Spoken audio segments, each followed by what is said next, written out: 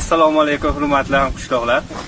Sizlarga murojaatimiz mana bu qabristonga kelganimizning maqsadi shu ko'rib turibsizlar bu sitkalarning ahvolini, shu sitkalarni yangilash uchun biz shu qabristonga tashrif buyurib, shu yerda nima desa bo'ladi?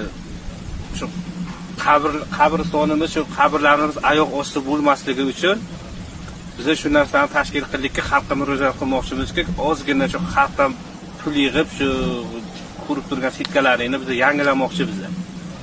Shana maqsadida biz shu yerga keldik. Hozir mana video syomkani qilib sizlarga hammasini ko'rsatib boramiz, hammasini. Va o'tgan yilga qilingan sitkamizda qayergacha qilingan o'shandan qolgan qismini davomida xudo xolasa shuni davom ettirishimiz kerak. Obshi hozir biz sizlarga hisob kitobini aytsak, obshi 400 metr uzunligida qolgan ekan. Masofasi uzunligi 400 metr joyini sitka qilishimiz kerak ekan.